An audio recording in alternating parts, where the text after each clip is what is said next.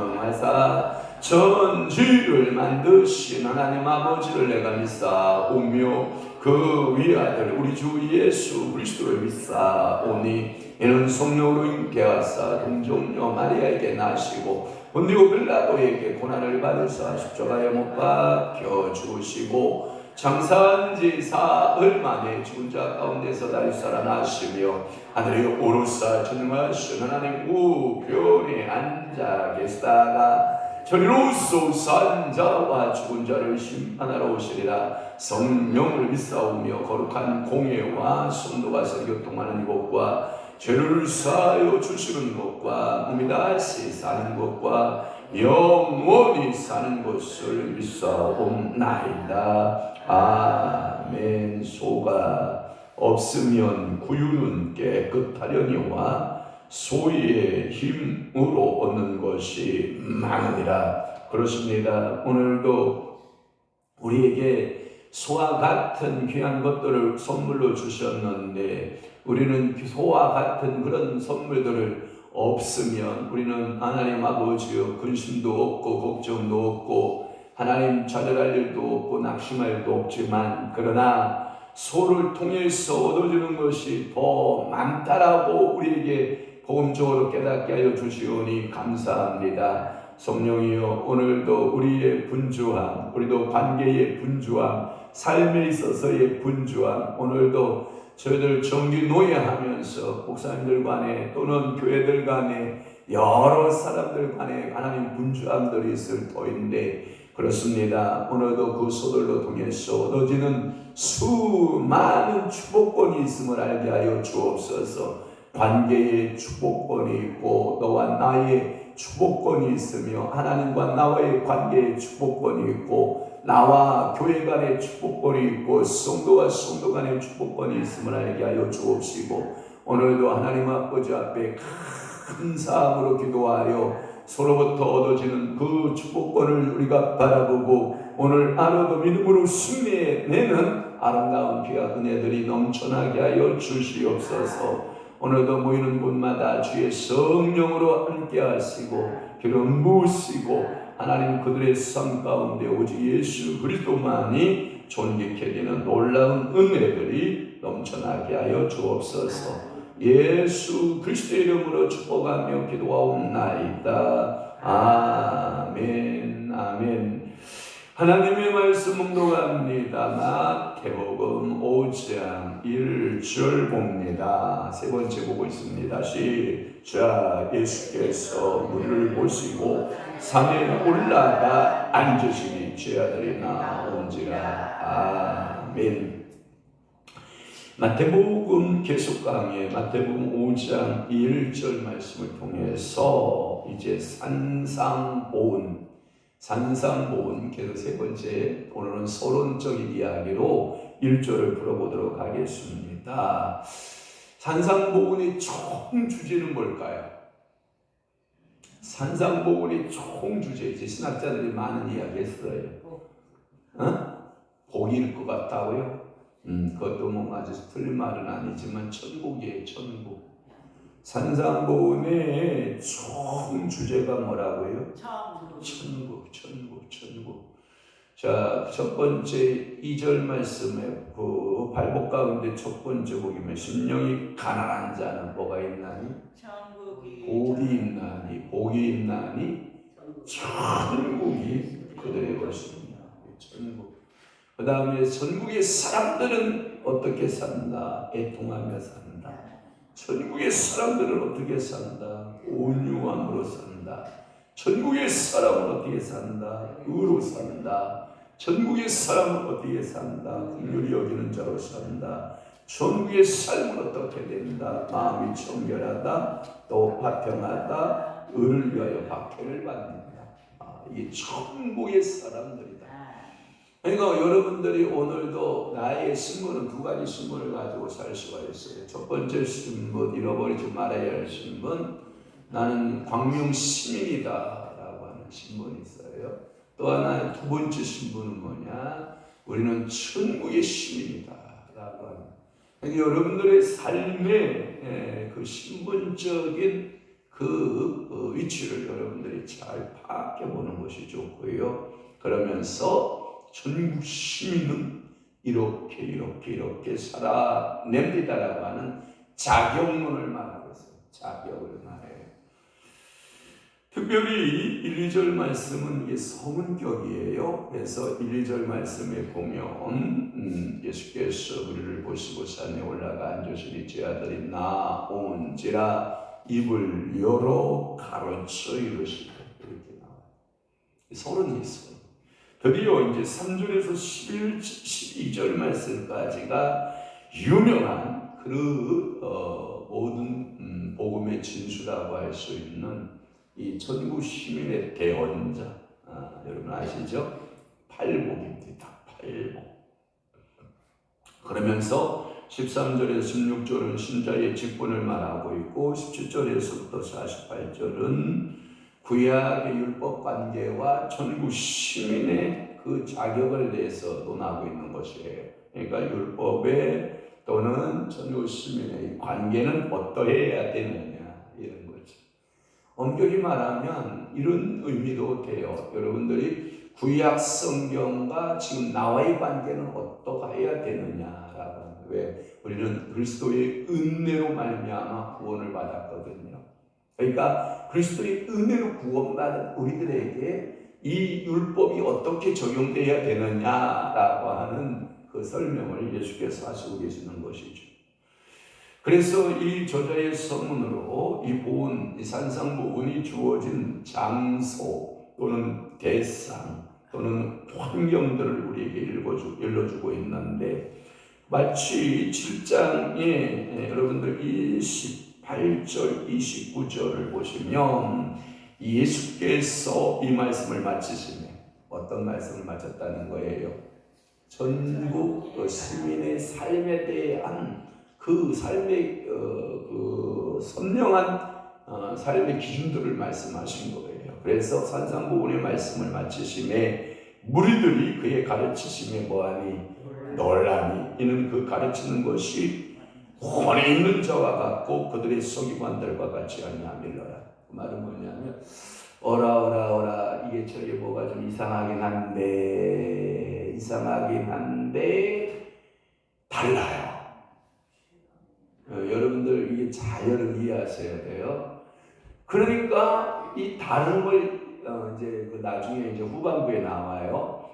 이 예수님의 가르치심이 다르긴 한데 이 다름을 율법주의에 꽉 매여 있는 사람은 뭘로 가냐? 이단으로 가요. 그런데 이 다름은 무엇일까라고 은혜로 가는 사람이 있어요. 은혜로 가는 사람 예수가 구세주로 갑니다. 그러니까 오늘도 여러분들이 뭐라 저게 뭐지 이상해 달라. 그런데 여러분들이 율법주의로 가면 그를 정죄하고 여러분들이 판단하고 십자가에 못 박아 버립니다. 그래서 여러분들 그리스도를 바라볼 때 율법으로 바라보라, 은혜로 바라보라. 은혜로 바라보라. 한번 오늘도 여러분들 관계성도 마찬가지예요. 내 짝꿍, 내 사랑하는 아내를 향하여 내가 은혜적인 요소를 보면 한없는 하나님의 뭐예요? 선물이고 내죠. 그죠? 한없는 은혜적 선물이죠. 그런데 내 짝꿍을 율법적 조항을 따라요. 저건 평생 뭐예요? 왼수지 뭘. 내가 저를 왜 만났지? 내가 전생에 뭔 죄를 지어서? 내가 왜 그 사람하고 내가 왜? 이렇게 여러분들 놀래버리는 거예요. 오늘도 여러분들은 예수를 바라볼 때 처음 예수께서 우리를 보시고 산에 올라가 앉으시니 이 무리가 마지막 산상수훈 끝나는 27장 28절 29절처럼 여러분들이 은혜로 다가서기를 바랍니다. 그래서 여러분들이 요 두 구절 그러니까 시작하는 구절과 끝나는 구절에 싹은 어떻게 된 것 같은데 이 끝부분에는 여러분들이 은혜로 끝내지는 삶으로 이루어졌으면 좋겠고 여러분들이 그를 이상히 보지 않았으면 좋겠다. 그러면 첫째는 뭐냐면 예수께서 무리를 보시고 라고 하는 단어예요. 무리를 보셨다라고 하는 것은 이 무리라고 하는 말은 그 앞에 살짝 설명을 해놨어요. 4장 25절에 보면 거기에 보면 수많은 물이 나오지 안 나와요? 나오죠. 다시 한번 봐요. 4장 25절 갈릴리와 데가볼리와 예루살렘과 유대와 요단강 건너편에서 수많은 무리가 이 무리들 예수님이 말씀을 전하고 세 가지 사역이 시작됐죠. 세 가지 사역 뭐였어요? 첫째 가르치고, 두 번째 고치시고, 세 번째 전파하시고. 그래서 영어로 말하면 가르치시고, teaching하시고, 또 하나 전파하시고, preaching하시고, 그 다음에 고치시고, 힐링하시고. TPH를 하셨지. TPH 알았죠? 그러니까 오늘 여러분 기억하셔야 돼요. 그것을 하니까 우리는 어떻게 했어요? 모였지. 목회의 본질이 뭘까요? 세 가지예요. 세 가지. 또 하나 4대 사역으로 하면 함께 뭐예요? 밥상 공동체죠. 먹이시. 그러니까 여러분들이 예수님의 3대 사역을 매일같이 재현해내고 4대 사역을 재현해내는 일을 하시는 거죠. 그러니까 여러분들이 무리라고 하는 단어를 두 가지로 나누어 보면 이런 거죠. 그 앞에 예수님의 12제자의 이제 부르심의 사건인데 실상은 이 산상보훈의 샌드위치식으로 앞에 몇 제자만 부르셨어요? 네 제자들만 부르셨어요. 아직 그 8의 제자는 등장해야 안 해요? 안 해요.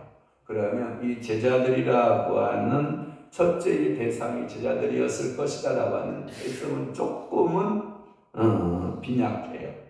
그러면 이 4장의 25절에 보면 무리죠. 수많은 무리가 어떡하다? 따르니라 라고 하는 것으로 본다면 이 무리들이 예수님께서 산에 오르셔서 설교를 하실 때 따라왔다.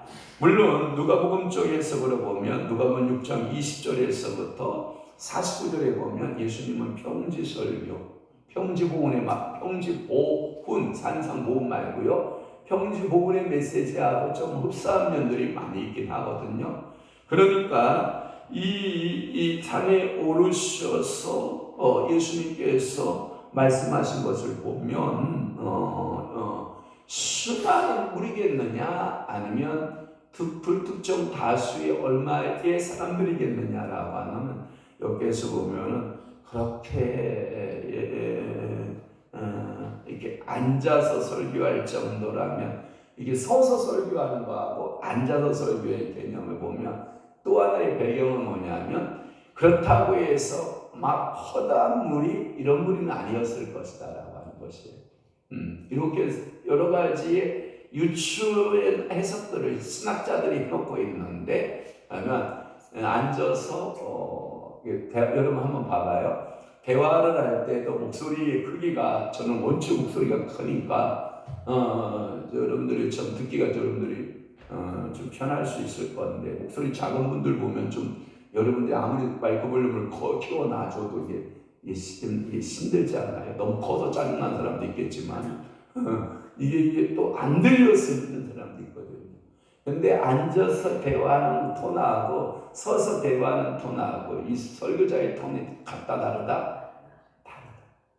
그러면 예수님의 설교 톤은, 예수께서 우리를 보시고 산에 올라가 앉으시니, 그러면 앉아서 대화하는 톤의 설교를 하셨다 그러면 그러니까 어느 정도의 사람들이 앉아서 예수님이 말씀하는 이야기를 들을 수 있을 정도의 무리일 것이다 라고 하는 것을 우리는 알 수가 있고, 그렇게 거대한 대중들은 아니지 않을까라고 하는 것이 이야기의 핵심이에요. 또 하나는 뭐냐면, 왜 예수님께서 산에 오르셨을까라고 하는, 산에 올라가. 자, 첫째는 무리를 보시고예요.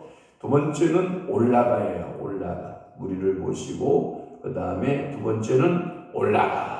이게 산에 올라갔다라고 하는. 이것이 누가복음에는 예수께서 산에 올랐어요? 평지에 계셨어요? 평지에 계셨어요. 평지로 되어 있는 반면에, 그래서 많은 학자들이 이 마태복음을 산상의 보훈, 그 다음에 누가복음을 가리켜 평지의 보훈, 그 다음에 산상복음 또는 평지복음 이렇게 말하기도 해요. 그건 제 견해가 아니고 많은 이 성경을 연구하는 사람들의 견해이기도 하고요. 두 복음서에서 여기 보면 그 장소 문제, 산이냐 평지냐, 또는 시간이 언제였을 것이냐라고 하는 시간의 문제, 또는 그 복음의 말씀을 듣는 대상은 누구일 것이고 그 내용에 있어서는 어떠한 것이 있었냐라고 하는 것이고요. 그것을 자세히 연구해 보면 차이가 조금씩 나요. 차이가 있고 다른 경우의 것처럼 보이는 것이 많아요. 그러나 그러니까 예수 그리스도의 원래 지금 의도하신 복음에 있어서는 동일하다. 그러니까 천국 시민이라는, 천국이라고 하는 주제는 동일하다. 조금씩 연대, 장소, 무리의 수, 배경은 조금씩 다를 수 있지만 이 복음의 핵심적인 면에서는 뭐하다? 똑같다. 마태의 복음이나 누가의 복음이나 똑같다라고 하는. 그래서 그 대상이나 시간이나 내용에 대해서 문제들이 있고 그것에 대해서 의를 제기하는 사람은 많지 않아 보이고요. 이 마태가 가지고 있었던 예수를 바라보는 시각과 누가라고 하는 제자가 예수를 바라보는 시각의 차이는 조금씩은 있었다. 그러니까 여러분들 봐봐요. 사물을 이렇게 보고 여러분들이 보는 시각이 똑같을까요? 다를까요? 이런 거예요. 바다와 산이 이렇게 같이 있을 때 저는 뭘 보냐면 산을 봅니다. 근데 바다에 살던 사람들은 뭘 볼까요? 바다를 봅니다. 그 사람의 학습되어진 태도가 그렇습니다. 저는 예를 들어서 이런 겁니다. 여러분들은 예쁜 벚꽃이 피었습니다. 저는 예쁜 빌딩이 있습니다. 여러분은 예쁜 벚꽃이 보이겠죠?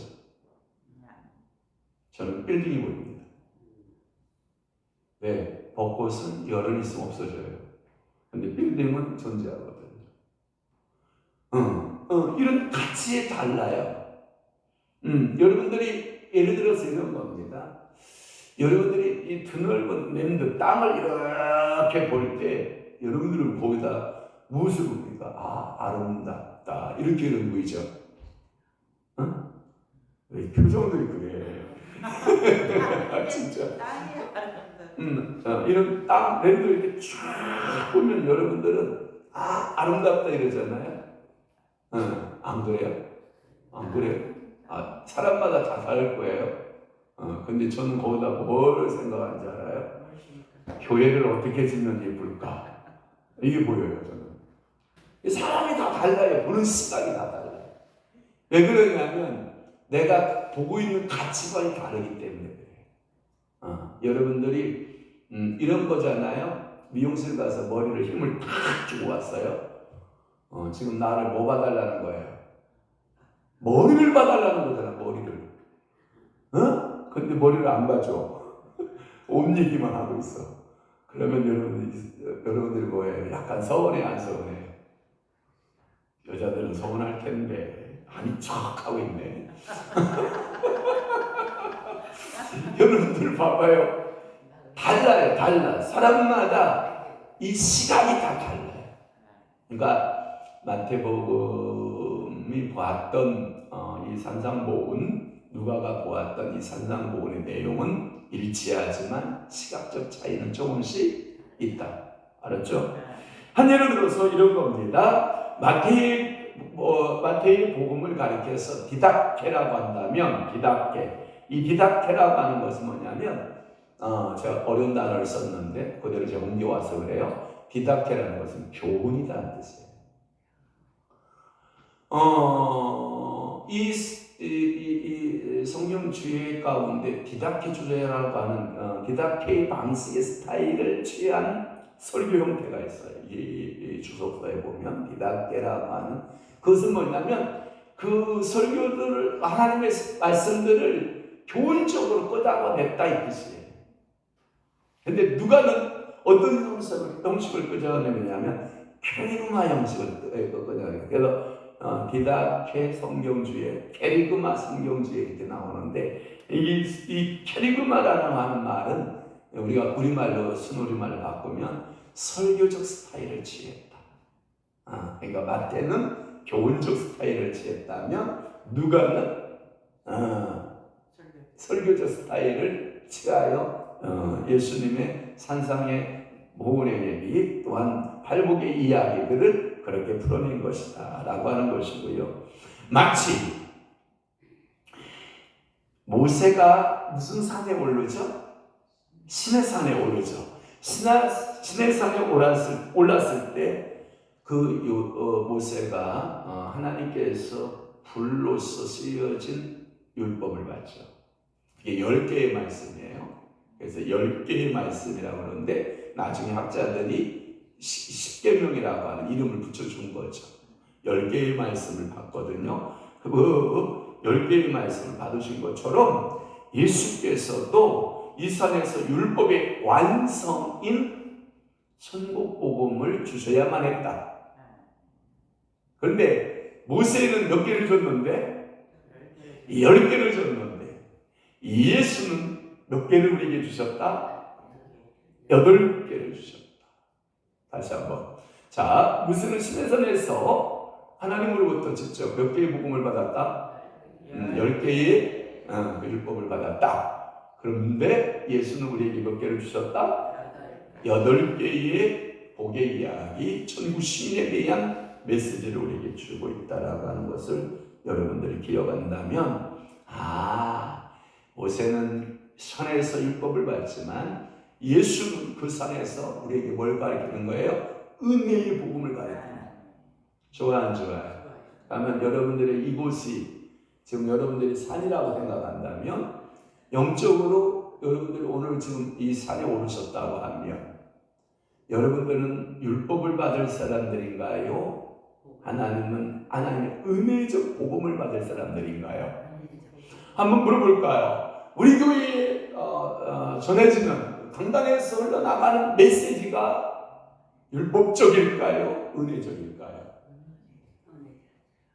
여러분들은 은혜적이라고 생각을 하죠. 그런데 만만치 않아요. 굉장히 저도 율법이 강한 사람이에요. 전부 은혜를 풀어주긴 하지만 만만치 않아요.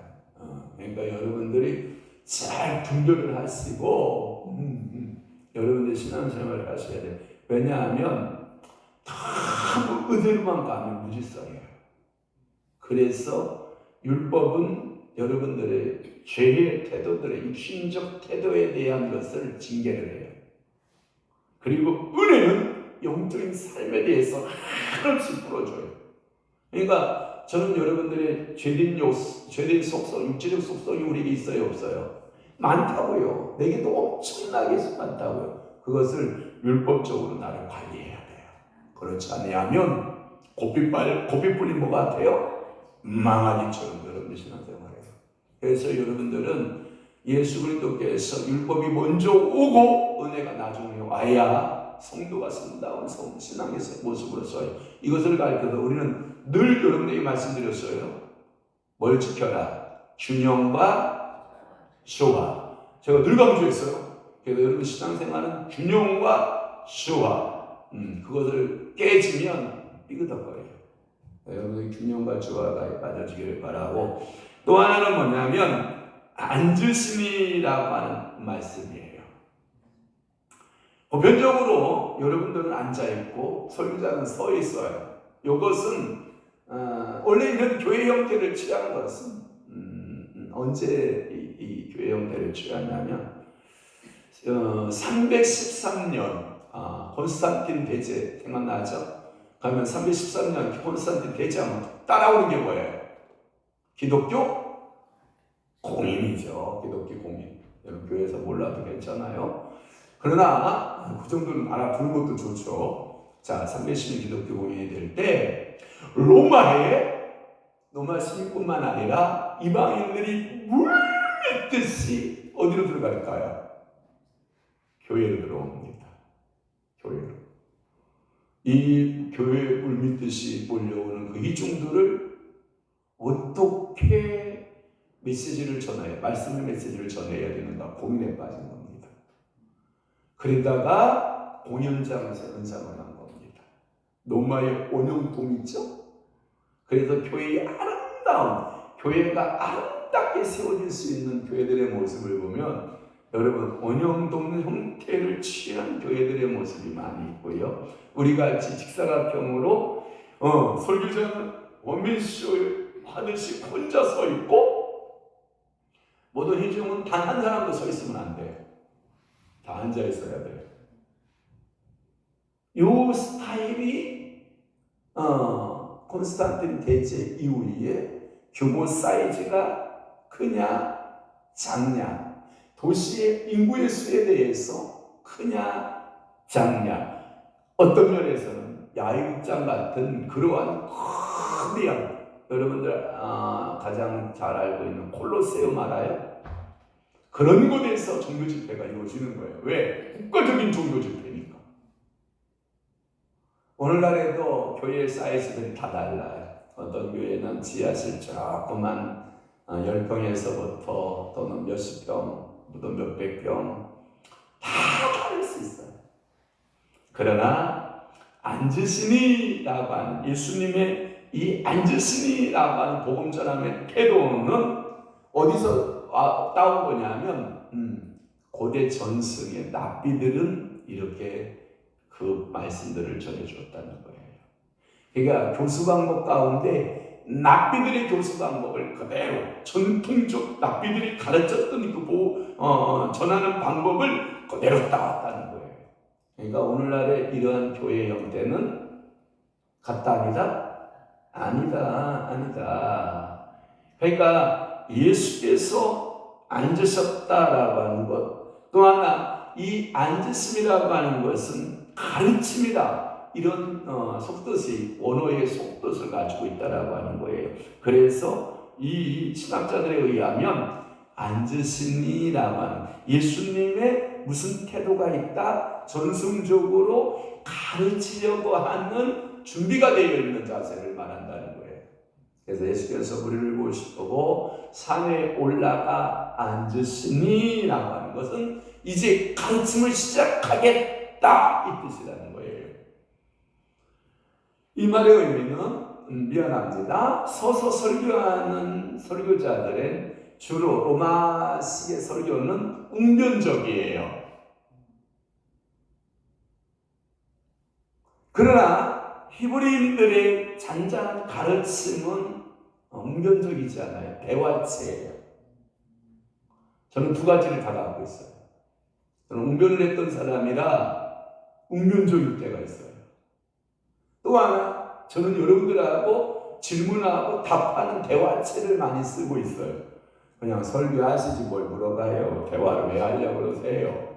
여러분 이런 태도를 취할 때가 여러분 있어요. 가끔은. 근데 이런 거예요. 질문을 하면 여러분들이 따라와요. 근데 그냥 제가 일방적으로 가잖아요. 여러분들의 생각이 딴 데로 출장갈 때가 많아요. 그래서 가끔 제가 이름을 엄청해서 불러요. 어떻게 생각하세요? 근데 그게 뭐냐면 그 사람이 딴 분이 눈빛이 딴 데로 갔을 때 제가 콕 집어서 왜 그러세요? 라고 이렇게 다시 등 두드리듯이 두드려서 다시 오고자 하는 의도가 있기 때문에 그래요. 물론 이 태도에 대해서 이렇게 해석합니다. 예수님은 복음을 전할 때 들뜨지 않았다. 그의 목소리가 크지도 않았고 나는 온유하고 겸손하니라고 할 때 나는 목소리를 들리지 아니하고 들리지 않았단 말은 목소리가 뜨지 않았다. 근데 저는 좀 목소리가 큰 편이라서 약간 뜨는 스타일이에요. 왜냐하면 여러분들이 너무 가라앉아서 오거든요, 교회에. 그러면 저는 여러분들을 약간 좀 띄워주고 싶은 거예요. 왜? 힘내! 화이팅 해! 한번 해봐! 이렇게 목소리가 커지기 시작하는 거예요. 그게 뭐냐면 목사의 몸부림이에요, 몸부림. 여러분들이 너무 삶에 지쳐서 다운되어져서 교회에 오는 얼굴도 어둡죠. 목소리는 패배의식을 가져서 뭐라고 그러죠? 기어들어가는 소리를 하고 있죠. 여러분들의 걸음도 힘이 없죠. 여러분 눈동자는 풀려있죠. 그렇다고 해서 나를 관리해서 샤프하게 해서 옷 잘 입고 주일날에 딱 나타나는 것도 아니죠. pompo지만 아줌마의 모습으로 또는 아저씨의 모습으로 오죠. 그러면 목사는 뭐하기 시작하냐면 여러분들을 조율하기 시작하는 거야. 조율하다 보니까 뭐냐, 똑바로 해, 확실히 하자고, 소리를 높여보라고, 한 번 힘을 내보라고, 용기를 내보라고 막 제가 다그치는 거예요. 그럼 여러분들은 뭐하죠? 누구는 안 하고 싶어서 안 하나? 당신도 내 꼬라지 대봐. 당신도 나하고 똑같은 존재예요. 그러면 그런 교회일수록 물론 차분해서 좋긴 합니다. 차분해서 좋긴 합니다만은 생기가 없습니다. 활력이 없습니다. 여러분들이 목소리가 작아지는 것은 자신감이 없는 거예요. 목소리가 큰 사람은요 뭔가가 있어요. 그러니까 여러분들이 오늘도 이 듣는 자 역시 침착한 마음의 태도로서 말씀을 듣고 있었다. 그게 뭐냐면 누가의 복음에 가보면 누가복음 10장에 한번 찾아볼게요. 조금 시간 가지만 누가복음 10장에 39절을 한번 볼래요. 자, 39절이에요. 10장에 39절. 다 함께 시작. 그에게 마리아라는 동생이 있어 주의 발치에 앉아 그의 말씀을 이게 뭐냐면 차분한 가르침과 뭐예요? 차분한 말씀을 듣는 자세예요.